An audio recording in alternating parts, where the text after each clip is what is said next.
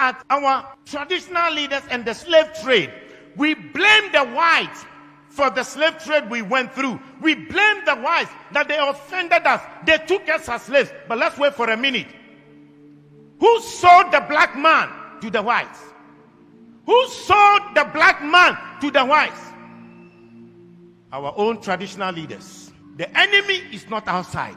The enemy is within. If we are asking the Europeans to pacify us and also to apologize to us, our traditional leaders must be the first to apologize on behalf of their ancestors for the evil they have done against their fellow blacks. Look at our attitude towards the environment and the destruction of our water bodies. All our river bodies have turned into dark brown. And you know what they said? In the next 20 years, if we don't stop this illegal mining, Ghana, we will import water to drink. Yet we don't care. And Chinese, they will come from their country into our forest, destroy our forest, destroy our land, and illegally mine and damage our waters. How can they come if the traditional leaders didn't give them permission to do that? And in one instance, while they were dead, our military went there to protect them. Our own military that is supposed to protect us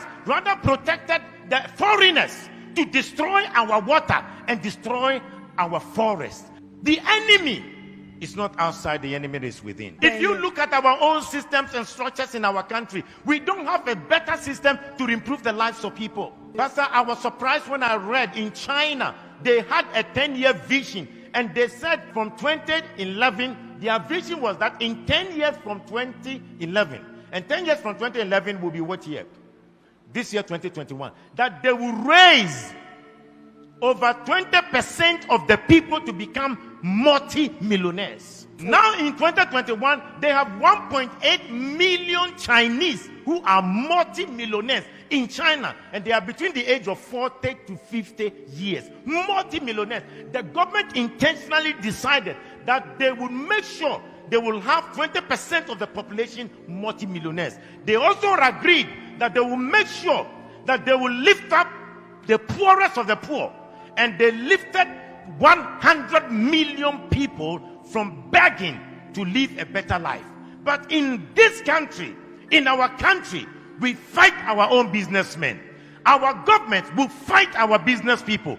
When they know that your business is thriving, and they know that perhaps you are not sympathetic towards the running party or the ruling party, they will fight you, collapse your company, and make you poor. When in China, they want to make the people rich. In Africa, we want to make our own people poor. The enemy is not outside. The enemy is within. Look at our African leaders.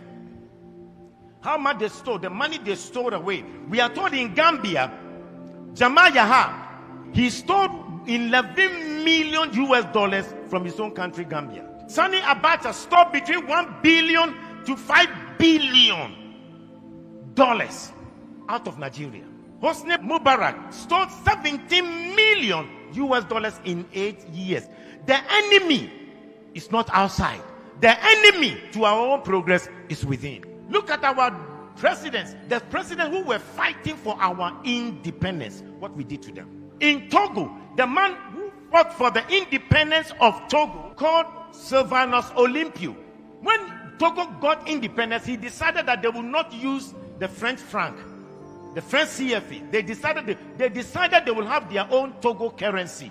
And you know what? They used Iyadema to kill him and to get rid of him. When Olympius wanted to make Togo great, the enemy within, the Judas within, killed him. In Burkina Faso, the man who gave them independence, Maurice Yamego, was eliminated by his own people. When Thomas Sankara came, his own body group killed him and got rid of him. The enemy is not outside. The enemy is within. You look at our own country. Kwame Nkrumah started a new vision to develop Ghana, and who undermined him from within? They threw him out by Kotoka.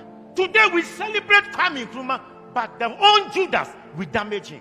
I pray that the man who organized that coup to betray Kwame Nkrumah, and for us to name our airport after him, Kotoka International Airport, I think we should start a national conversation to change the name of the Kotoka International Airport, because as long as that name is, we have endorsed coup, we have endorsed enemies that will fight the progress of our nation. We must change the name of Kotoka International Airport to Kwame Nkrumah International Airport.